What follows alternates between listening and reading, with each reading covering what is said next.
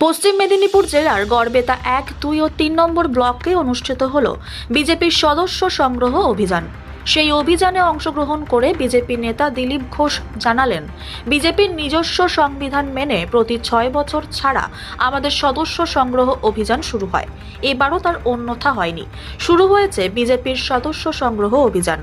তিনি আরও জানান, নরেন্দ্র মোদীর আমলে ভারতবর্ষের নাম আজ আমেরিকা, চীন, রাশিয়া, ব্রিটেন, ফ্রান্স, জার্মানের মতো উন্নতশীল দেশের সাথে তুলনা করা হয়। তাই বিজেপির সদস্য হওয়া আপনার কাছে গর্বের। বিজেপির সদস্য আজ ভারতবর্ষের প্রতিটা বুথে আছে। সারা পৃথিবীর সবথেকে বড় রাজনৈতিক দলটির নাম বিজেপি। এদিন তিনি গড়বেতা 3 নম্বর ব্লকের চন্দ্রকোনা রোডে দেখা করেন আলু বীজ মার্কেটে।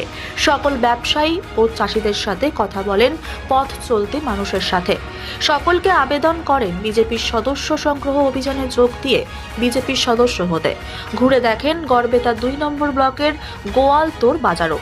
সব শেষে গড়বেতা 1 নম্বর ব্লকে একটি পথসভা ও মিছিল করেন এবং তিনি তৃণমূলের দুর্নীতির বিরুদ্ধে বিজেপির হাত শক্ত করতে সকল গড়বেতাবাসীকে এক হয়ে বিজেপির সদস্য হতে আবেদন করেন। তিনি অভিযোগ করেন, পশ্চিমবঙ্গের তৃণমূল নেত্রী বাংলাদেশ শরণার্থীর নামে রোহিঙ্গা নিয়েছে, পশ্চিমবঙ্গকে রোহিঙ্গা প্রদেশ বানাতে চাইছে। বাংলাদেশ প্রসঙ্গে সাংবাদিকদের প্রশ্নের উত্তরে তিনি জানান যে দেশে প্রধানমন্ত্রীকে দেশ ছেড়ে পালাতে হয়, সেই দেশের আইন শৃঙ্খলা কতটা ভয়াবহ সে কথা অনুমেয়। বাংলাদেশে হিন্দুদের উপর অত্যাচার হচ্ছে, বাংলাদেশের সর্বনাশ আসন্ন। सर, वेस्ट बंगाल का सीएम बोला है कि बांग्लादेश को जो शरणार्थी है वो वेस्ट बंगाल का अगर आ जाए तो मिल बांट कर खा लेंगे हम। आपका क्या रिएक्शन है? शरणार्थी तो आते ही हैं, उसको पहले भी आए हैं लोग, और उनके लिए क्या किया है? भारतीय जनता पार्टी ने उनको नागरिकता देने के लिए सीए कानून पारित किया है और ममता बनर्जी उसको विरोध कर रही है, सीए लागू नहीं होने दे रही है। तो उधर से जब हिंदू आ रहे हैं उनको वो नागरिक बनने नहीं देगी, और मुसलमान और रोहिंगा आएंगे तो उनको वोटर बना करके उसका वोट ले लेगी। तो ये तो देश के खिलाफ ही है। आतंकवादी आ रहे हैं उसके लिए बना देंगी, लेकिन जो शरणार्थी हिंदू है जो पीड़ित होकर आ रहे हैं उसको जगह नहीं देती है। क्या मतलब है?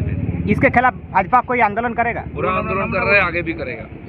उत्तर प्रदेश में अब कृषक आंदोलन हो रहा है, इसके बारे में आपका क्या राय है? कृषक आंदोलन पहले भी हुआ है। सरकार किसान लोगों का जो भी डिमांड है उसको पूरा कर रही है।